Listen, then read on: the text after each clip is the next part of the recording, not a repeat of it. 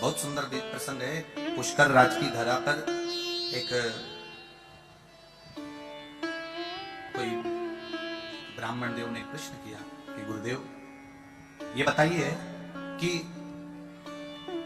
शिव महापुराण की जो कथा है वो नगर नगर में जाकर, शहर शहर में जाकर क्यों होती है, गांव गांव में जाकर क्यों होती है, उसका कारण क्या है।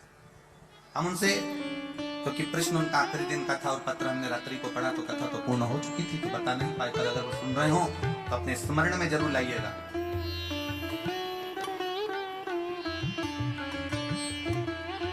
सारे तीर्थ आप नहीं जा सकते, सारे तीर्थ आप नहीं पहुंच सकते। तब वेद व्यास जी ने उमाखंड में लिखा, वेद व्यास जी लिखते हैं जब सारे तीर्थ संसार के मनुष्य नहीं जा सकते तब आपके क्षेत्र में 200, 500, 300, 400 किलोमीटर की दूरी पर अगर कहीं शिव महापुराण की पोथी, शिव पुराण की कथा पहुंच जाए और तुम वहां पहुंच जाओ तो समझ लेना कि आप सारे तीर्थ ना गए पर शिव पुराण में चले गए तो पूरे तीर्थ का फल मिला। सारे तीर्थों का फल बोल बम का नारा है। सारे तीर्थ अगर हम ना जा पाए, एक शिव महापुराण की कथा में भूलवश भी पहुंच गए तो हमारे देवराज नाम का ब्राह्मण भूलवश शिव मंदिर के अंदर चले गया। चोरी का धन था उसके साथ, चोरी की संपदा उसके साथ।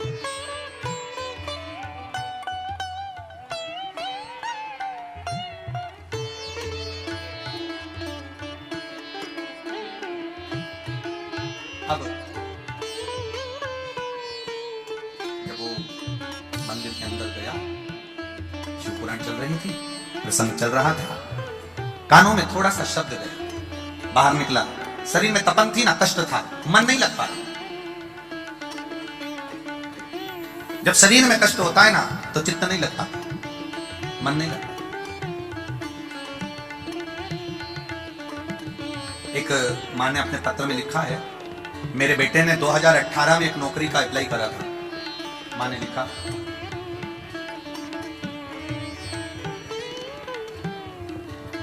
सुनीता शर्मा है, पति मनोज शर्मा है, रतन बाटिका, शांति कुंज अलवर से है। कहीं बैठी हैं आप ही हैं? ऐसे हाथ हिला दो एक बार वापिस हिला दो ऐसा। सुनीता शर्मा, पति मनोज शर्मा, रतन बाटिका, शांति कुंज अलवर की रहने वाली हूँ। मेरा मोबाइल नंबर ये है। गुरुजी मैं अलवर की निवासी हूँ, यहीं शांति कुंज में रहती हूँ। पहली बार अवंतिका उज्जैन में कथा सुनने के लिए आखिरी दिन गई। मेरे बेटे ने कई एग्जाम दिए पर कोई एग्जाम में नहीं हुआ। तब मेरे बेटे ने मुझसे कहा, माँ तू कहती है, सियोर वाला महाराज कहता है कि जो मांगो वो दिल से देता है, ऐसा भोलेनाथ है, तो क्या बाबा सब देते हैं? मैंने कहा देंगे। तू एक लोटा जल चढ़ाना चालू कर, शिव मंदिर जाना चालू कर। वहां से आई उज्जैन से, बाबा को कथा के पंडाल में कहकर आई थी, अगर मेरे बेटे की नौकरी लग गई ना बाबा तो आपको मैं दंडवत करूंगी पंडाल में। बाबा बेटे ने 2018 में एक एप्लीकेशन लगाई थी, एक इंटरव्यू दिया था, उसका रिजल्ट नहीं आया। 2018 निकल गया, 2019 निकल गया, 2020 निकल गया, 2021 निकल गया, 2022 निकला। शिव तत्व किसको कहते हैं गुरुदेव? बेटे ने भी शिव मंदिर जाना प्रारंभ किया और बाबा की कृपा से पशुपति व्रत करना प्रारंभ करा। आप कहते हो जो मांगते हैं पंडाल में वो देता है, निश्चित है। 2018 की नौकरी मेरे बेटे को 2023 में दे दी और मेरा बेटा रेलवे में नौकरी कर रहा है। मैं यहाँ प्रणाम करने के लिए आया।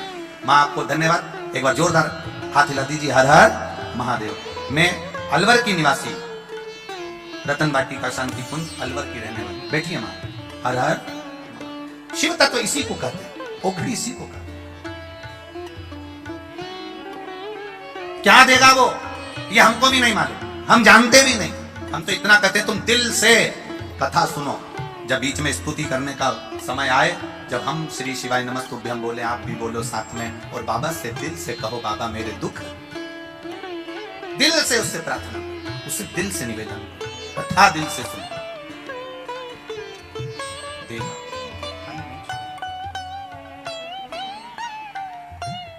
देवराज के प्राण छूट गए, शिवधाम चले। मन में संशय था, मेरे जैसा पापी शिवधाम कैसे पहुंचे?